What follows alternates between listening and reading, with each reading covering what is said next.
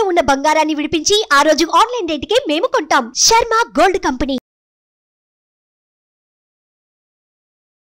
Hi hello welcome to our channel. ఈరోజు మనతో పాటు ఉన్నారు ప్రముఖ జ్యోతిష్య వాస్తు పండితులు బ్రహ్మశ్రీ డాక్టర్ నాయకంటి మల్లికార్జున శర్మ గారు. గురువు గారు నమస్కారం. నమస్కారం. గురువు గారు, ఫిబ్రవరి నెల మొదలు కాబోతుంది. ముందుగా మేషరాశి వారికి ఎలాంటి ఫలితాలు ఉండబోతాయి అంటారు? తప్పకుండా అండి. ఓం శ్రీ గురుభ్యో నమః. మేషరాశి వాళ్ళకి సహజంగా ఫిబ్రవరి మాసంలో కొన్ని గ్రహగమన గతులనేవి మారుతున్నాయి.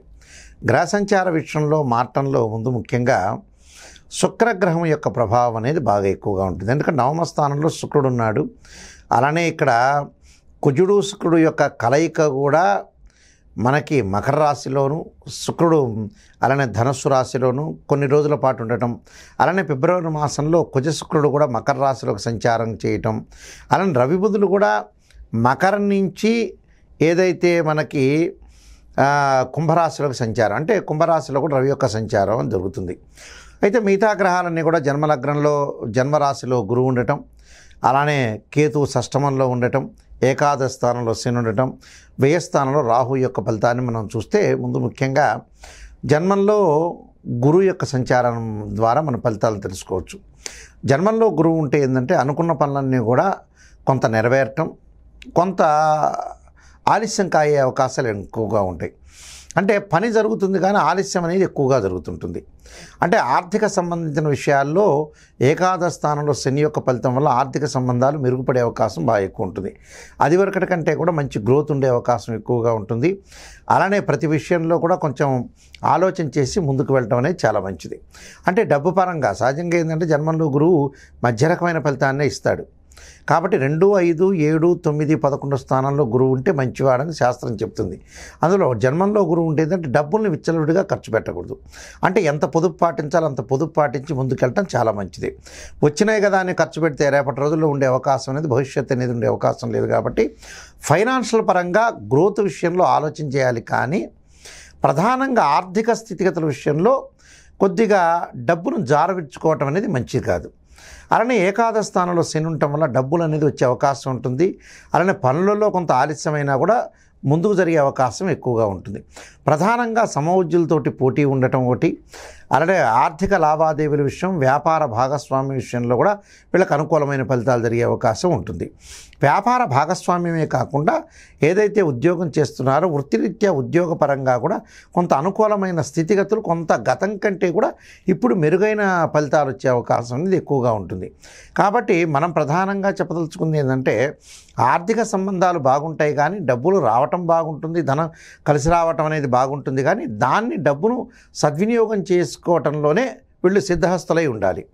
అంటే అనవసరమైన మాటలకి, అనవసరమైన గొడవలకి, అనవసరమైన తగాదలకి వెళ్లకుండా ఎంతవరకు మితంగా ఆలోచన చేయాలో, అంటే మితభాషి అంటారు. అంటే మితభాష అంటే ఏంటంటే తక్కువగా మాట్లాడాలి. కాలం కలిసి రాలేదనుకోండి మనం మాట్లాడటం తగ్గించుకోవాలి. అదే దానికి రెమెడీ, అది మెయిన్ ఇంపార్టెంట్. దానితో పాటు ఇక మిగతా గ్రహాల యొక్క సంచారాన్ని మనం చూస్తే భాగ్యస్థానంలో శుక్రగ్రహ సంచారం అంటే ధనుసు రాశిలో, అంటే ఫిబ్రవరి మాసంలో కొంతవరకు ఉంటుంది, కొన్ని రోజుల వరకు ఉంటుంది. ఎప్పుడైతే మనకి 10వ తారీఖు 9వ తారీఖు వరకు ఉంటుందో అప్పటి వరకు కూడా వివాహ ప్రయత్నాలు సఫలీకృతమయ్యే అవకాశం ఉంటుంది. ఆ తర్వాత కూడా మకర రాశిలోకి సంచారం చేయడం వల్ల శుక్రగ్రహం వల్ల కూడా వివాహాలు కాని స్త్రీ పురుషులకు తప్పకుండా వివాహం జరిగే అవకాశం ఉంటుంది. మనం ప్రయత్నం చేయాలి. శుక్రగ్రహం అంటే కళత్రకారకుడు శుక్రుడే కాబట్టి శుక్రుడు బాగున్నాడు మేషరాశి వాళ్ళ గోచారీత్యా. అంటే 9, 10 స్థానాల్లో శుక్రుడు ఉంటే ఏంటంటే మనకు మంచి ఫలితాలు వచ్చే అవకాశం అనేది గ్యారంటీగా ఉంటుంది. కాబట్టి వివాహ ప్రయత్నాలు కొనసాగించే అవకాశం ఉండాలి. అలానే ప్రేమించుకున్న యువకులు ఎవరైతే ఉంటారో వాళ్ళకు అనుకూలమైన ఫలితాలు జరిగే అవకాశం బాగా ఎక్కువగా ఉంటుంది. అలానే కుజుడు వచ్చేటప్పటికల్లా శుక్రకుజుల యొక్క కలయిక దశమ స్థానంలో ఏర్పడుతుంది. దశమ స్థానంలో ఏర్పడటం వల్ల కూడా రియల్ ఎస్టేట్ రంగంలో, అంటే వృత్తిరీత్యా దశమంలో ఏదైతే వృత్తిపరంగా ఉండే గ్రహము, అలానే రాస్యాధిపతి కూడా కుజుడు దశమంలో ఉండటం వల్ల వాళ్ళకు అనుకున్న పనులు జరుగుతాయి. అంటే కెమికల్ కంపెనీ వాళ్ళకి కానీ, ప్రధానంగా ఏదైతే రియల్ ఎస్టేట్ వ్యాపారులకు కానీ, అలానే ఏదైతే రియల్ ఎస్టేట్తో పాటు వాళ్ళు ప్రత్యేకంగా కొన్ని వ్యాపారాలు చేసుకున్నారో ఇళ్ళు సంబంధించిన నిర్మాణం కానీ వ్యవసాయ భూములు కానీ రైతులకు కానీ వీళ్ళందరికీ కూడా చాలా అనుకూలమైన ఫలితాలు జరిగే అవకాశం అనేది ఉంటుంది. అయితే ఏదైతే కుజుడు వల్ల అనుకూలమైన ఫలితాలతో పాటు ఏదైతే ఒక ప్రొఫెషన్లో ఉన్నారో ఆ ప్రొఫెషన్లో వాళ్ళందరికీ కూడా అనుకూలమైన ఫలితాలు ఉంటాయి. అంటే డాక్టర్స్ కానీ, అలానే కెమికల్ కంపెనీ వాళ్ళకి కానీ, అలానే టీచర్స్ కానీ, అలానే ఉపాధ్యాయులు అనుకోండి, అలానే లెక్చరర్స్ కానీ, ప్రొఫెసర్స్ కానీ వీళ్ళందరికీ కూడా మంచి సానుకూలమైన ఫలితాలు జరిగే అవకాశం ఎక్కువగా ఉంటుంది. అంటే దశమంలో కుజుడు మంచి చేస్తాడు కొంతవరకు. అలానే ఇక్కడ శుక్రగ్రహం కూడా అనుకూలమైన ఫలితాలు అనేది ఇస్తుంది. దానితో పాటు శని యొక్క అనుకూలత ఉండటం వల్ల లాభం కలిగే అవకాశం ఉంటుంది. అంటే కొంత లౌకిక జ్ఞానాన్ని ఉపయోగించి అనవసరంగా ఆందోళన చెందకుండా, మానసికంగా ఆందోళన స్ట్రగులు చెందకుండా ఉంటే వీళ్ళకి అనుకూలమైన ఫలితాలు వచ్చే అవకాశం కూడా బాగా ఎక్కువగా ఉంటుంది. కాబట్టి ఆందోళన చెందాల్సిన పనేమీ లేదు. దానితో పాటు 6వ స్థానంలో, 6వ స్థానంలో కేతు యొక్క సంచారం ఆధ్యాత్మికత, అలానే శత్రువులకు దూరంగా ఉండటం, అనుకున్న పనులన్నీ కూడా నెరవేరటం, ఆరోగ్యపరంగా కూడా గతం కంటే కూడా ఇప్పుడు మెరుగయ్యే ఫలితాలు బాగా ఎక్కువగా ఉంటాయి. మరి ఆరోగ్యపరంగా మెరుగయ్యే ఫలితాలు అనేవి మనకు ఉన్నాయి అంటే ఖచ్చితంగా అనుకూలమైన, అంటే ఆరోగ్యం బాగుంటే, ఆరోగ్యం మహాభాగ్యం అన్నారు, ఆరోగ్యం బాగుంటే మనం ధనం సంపాదించగలుగుతాం. ధనం సంపాదించే అలానే మనకి భవిష్యత్తు అనేది వృద్ధి చెందే అవకాశం అనేది ఎక్కువగా ఉంటుంది.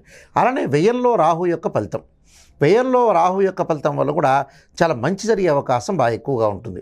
ఎలాంటిది? విదేశాలకు వెళ్ళే అవకాశం ఉండటం ఒకటి, విదేశాల్లో విశ్వవిద్యాలయాల్లో మంచి సీటు రావటం విద్యార్థులకు అనుకూలమైన కాలంగా ఉండే అవకాశం ఉంటుంది. అయితే విద్యార్థులు వేరే విషయాలు అన్నింటినీ కూడా చూసుకోకుండా చాలా జాగ్రత్తగా చదువు మీద ఒక ఇంట్రెస్ట్ తోటి ఆ చదువు నేను చదువుకోవాలి అనే ప్రయత్నం అనేది చాలా చేయాలి. ఆ ప్రయత్నం వల్ల కూడా చాలా మంచి ఫలితాలు జరిగే అవకాశం ఎక్కువ ఉంటుంది. ముఖ్యంగా స్త్రీలకు వచ్చేటప్పటికల్లా వాళ్ళు అనుకున్న సంబంధాలు నెరవేర్చుకునే అవకాశం ఉంటుంది. వివాహ ప్రయత్నాలు సఫలీకృతం కావటం, ఆర్థిక స్థితిగతులు తక్కువగా ఉన్న స్త్రీలకి వివాహ ప్రయత్నాలు, మనసులో ఉండే కోరికలన్నీ కూడా నెరవేరే అవకాశం ఎక్కువగా ఉంటుంది. అంటే శుక్రగ్రహం కోరికను ఇచ్చే అవకాశం అనేది ఎక్కువగా ఉంటుంది. అంటే కామ్యము అంటారు కోరికని. ఆ కోరికలు ఏదైతే ఉంటాయో, గతంలో ఏదైతే ఆమె ఒక కారు కొనుక్కోవాలనుకోవచ్చు, ఒక ఇల్లు కొనుక్కోవాలనుకోవచ్చు స్త్రీలు, తర్వాత భర్తతో బాగుండాలి, మంచి సంబంధం రావాలని, లేదా ఒక వ్యక్తిని పెళ్లి చేసుకోవాలని, కొంత చదువుకోవాలని, కొన్ని కోరికలనే మానవుడికి సహజంగా ఉంటాయి. కాబట్టి ఆ కోరికలన్నీ కూడా శుక్రగ్రహం యొక్క నవమస్థానం, భాగ్యస్థానం, దశమస్థానంలో శుక్రగ్రహం వల్ల వీళ్ళకి అనుకూలమైన ఫలితాలు, చక్కని ఫలితాలు వచ్చే అవకాశం అనేది ఎక్కువగా ఉంటుంది. అంటే ఆర్థిక రంగానికి సంబంధించిన ఆదాయము బాగుంటుంది. ఆదాయానికి తగ్గట్టు కూడా ఖర్చును పొదుపు చేసుకొని ముందుకు వెళ్ళాలి. అప్పుడు వాళ్ళకు అనుకూలమైన ఫలితాలు వస్తుంది. ప్రతి ఆర్థికంగా కొంత నిలబెట్టుకునే అవకాశం బాగా ఎక్కువగా ఉంటుంది. కాబట్టి వాళ్ళకు అన్నీ కూడా మంచి పనులు జరిగే అవకాశాలు ఎక్కువగా ఉంటాయి. కాబట్టి ప్రతి పనిలో కూడా కొంత విజయం సాధించే అవకాశం ఉంటుంది. కొన్ని ప్రత్యేకంగా వాళ్ళు రెమెడీ చేసుకోవటం వల్ల మంచి ఫలితాలు వచ్చే అవకాశం ఉంటుంది. ఎలాంటి రెమెడీస్ చేసుకోవాలంటారు? తప్పకుండా ఫిబ్రవరి మాసంలో వీళ్ళు చేయాల్సిన ఫలితాలు ఏంటంటే, రాహు యొక్క ఆరాధన, అంటే దుర్గా అమ్మవారి యొక్క ఆరాధన చేయటం ఒకటి. దానితో పాటు దుర్గా అమ్మవారి యొక్క ఆరాధనతో అంటే రాహుకాలంలో దీపం పెట్టడం కానీ, అలానే అమ్మవారి యొక్క అష్టోత్తరం పూజ చేయటం, అలానే గణపతి యొక్క ఆరాధన చేయాలి. గకార అష్టోత్తరంతో గణపతి యొక్క ఆరాధన చేస్తే ఏదైతే పనులు ఆలస్యంగా ఉండకుండా, డబ్బు అనేది చేజార్చకుండా ఉండే అవకాశాలు ఎక్కువగా ఉంటాయి. కాబట్టి ఆర్థిక పరంగా లావాదేవీలు పెంపొందించాలంటే గణపతి యొక్క ఆరాధన చేయాలి. గరికతోటి గకార అష్టోత్తరంతో చేయాలి.